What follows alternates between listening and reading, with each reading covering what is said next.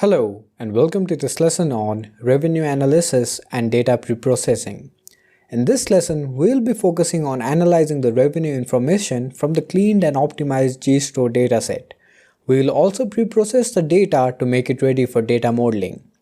The goal of this lesson is to understand how the target column, which is the revenue, correlates with the feature columns and what kind of preprocessing steps are generally required before modeling the data using machine learning.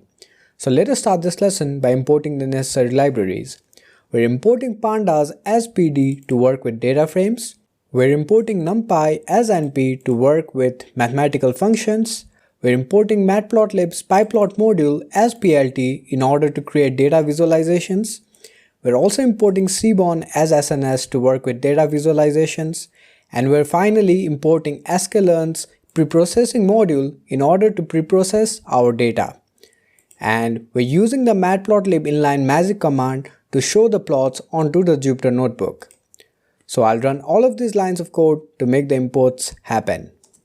Great. Next, let's import the CSV file called clean_gstore_data.csv, which contains the clean information about each user's website visit along with the revenue they generated for Google.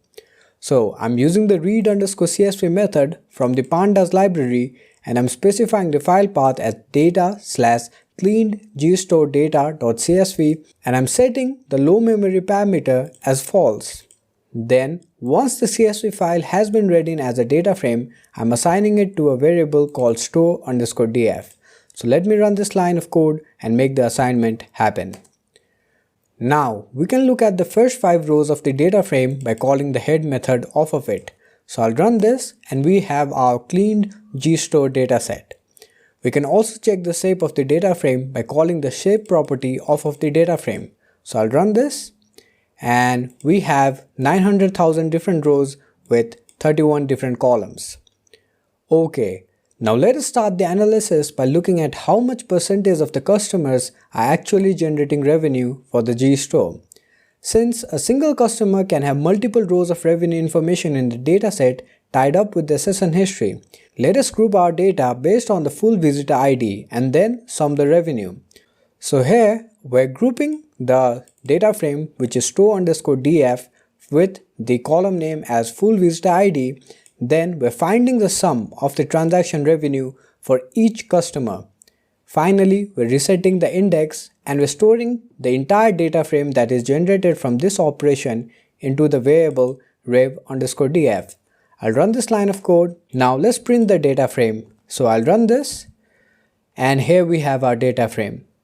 And as you can see, we have full visitor ID over here and we have the total transaction revenue for each of these user IDs.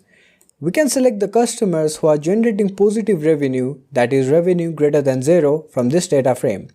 So for this, I'm selecting a condition over here where we're trying to get the data frame's value where totals.transaction revenue is greater than 0.0. And once this has been returned, we're resetting the index and we're dropping it. So I'm also assigning it to the variable positive rev_df. And if we look at the first 5 rows using the head method from the data frame, we can see our new data frame. And right now we have all of the values greater than 0 in this positive rev_df data frame. Also, let us check out the shape of this data frame. So I'll run this and we have about 9,996 different customers who are actually generating positive revenue for GStore. So we can quickly check out the percentage of the customers generating revenue, and for this we can divide this number, which is the number of positive revenue rows in this data frame, and the number of all rows in the data frame we saw earlier, and we're multiplying it by 100 in order to get a percentage. So only 1.39% of the users are actually generating revenue for the store. This means that the revenue data is highly imbalanced and there are way more non-revenue generating users in the dataset than revenue generating customers. Next, let us look at the distribution of the revenue information in the dataset using statistical and graphical methods. So here I'm printing out some of the statistics of our data. I'm finding the mean, the median and the max value of the positive rev_df's transaction revenue. So as you can remember, positive rev DF is the data frame containing all of the customers with positive revenue. So if I print out all of these lines of code, we can see that the least revenue a customer has generated in total for GStore is 10,000, then the max value is quite much. But you can also notice that the mean and the median are quite different, and this means that the data is skewed. So let's see how much the data is skewed by using a graphical representation of this distribution. So we have the code for making the plot over here, and I'll just run all of these lines of code and we'll discuss what is happening. So as you can see, we have our plot over here, and if we look close, first I'm setting the x-axis value for the plot as the range of the positive rev DF's number of rows given by SIP, and we're selecting the first index, which is the number of rows. So when printing that out, we get a range from 0 to 9996. Then for the y-axis values, we're sorting the positive rev DF's total transaction revenue based on its values, which is the actual transactional revenues. And as you can see, the first value over here is 10,000, which is given by E plus 04. So 1, and then there are 4 zeros after that. So our y-axis values are the transactional revenue sums. So if we look at the plot over here, we can see that most of the revenue is at the 0 line over here. But there are some outliers, and we have some very high revenues over here. We can also plot a kernel density estimation plot, which will give us a proper idea about the skewness of the data. Skewness refers to the fact that there are cases where one or a few points are much larger than the bulk of the data, as we can see over here. So to do that, we're using the displot method from the SNS library, which is the Seaborn library, and we're passing in our column as the totals.transaction revenue. And we're setting the bins as 40 and the KDE parameter as true, since we want a kernel density estimation plot. And we're setting the title over here. So I'll run this line of code, and we can see our kernel density plot over here. And you can notice that most of the values are within this range, and there are some outliers over here, as we had seen in this plot as well. So now, in order to fix this skewness, we can take a common step, which is finding the logarithmic value of the data. We'll be using the log1p method for this, and we can later convert the logarithmic value to the original value using the expm1 method from NumPy. So I'll just give an example of what kind of changes we can see. So I'm calling the log1p method from the NumPy library, and I'm passing in the value 20, and this will give us the logarithmic value of 20 plus 1.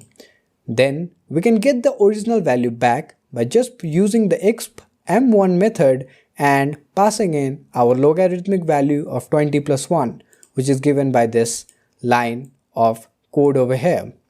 So if I run both of these lines of code, we can see that the logarithmic value of 20 plus 1 is this, and the original value is 20.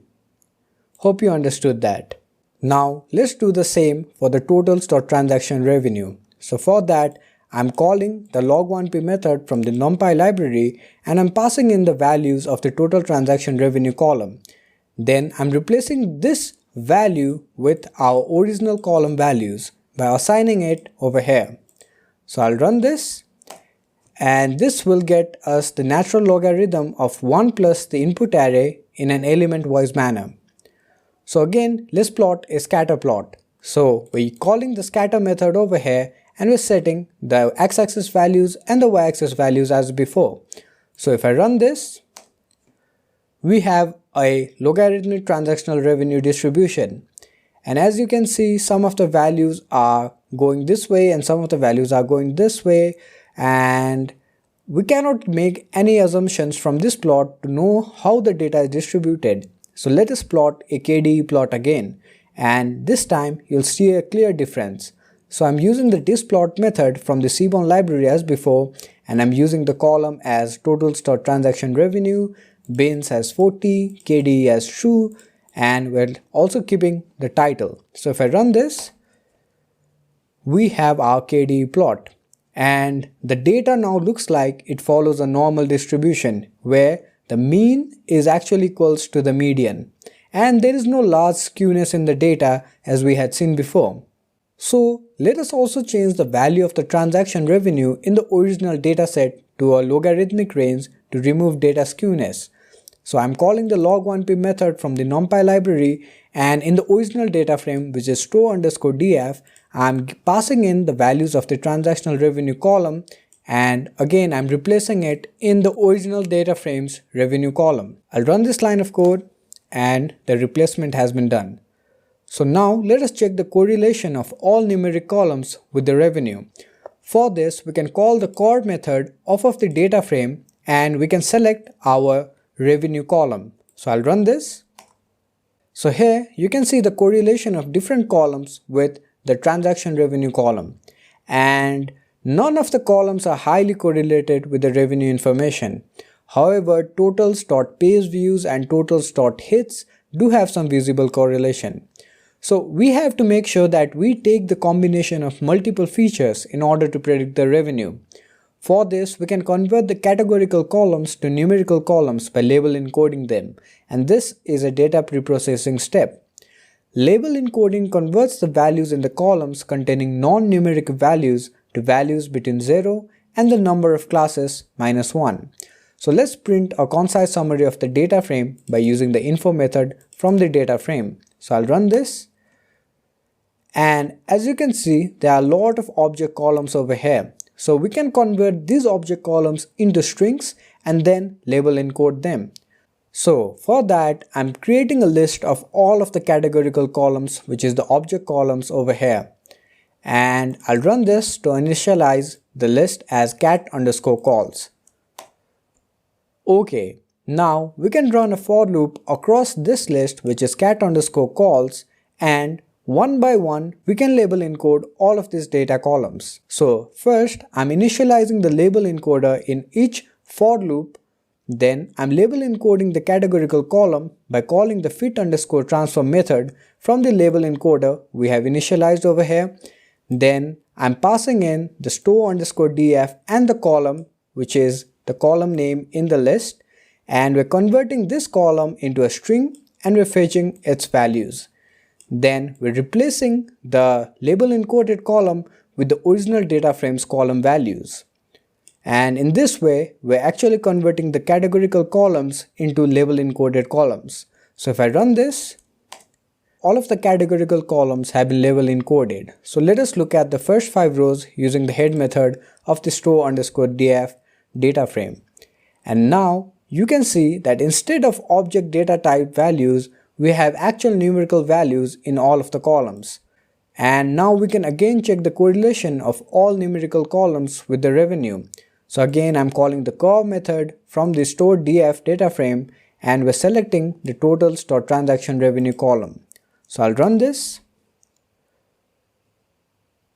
And now we have the correlation of all of the columns in our data frame. And still, we can see that only totals.pageviews and totals.hits have some visible correlation with our target variable, but others are quite low.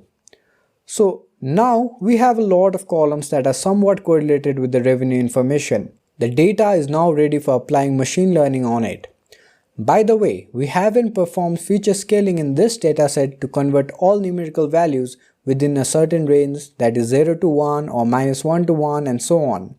This is because we will be using a tree-based algorithm for data modeling, and in such algorithms, feature scaling is not required since the result will not be affected. So finally, let us save this data frame in a CSV file to use in the next lesson of this course.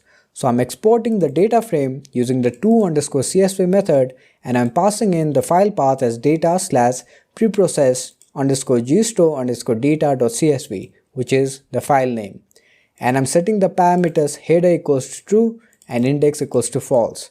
So I'll run this line of code and let's export the data frame as a CSV file. So that is it for this lesson. As an exercise, I would encourage you to preprocess the data even further by removing columns that have almost zero correlation with the revenue information. Doing so may help you get more accurate predictions when applying machine learning to predict the revenue in the next lesson.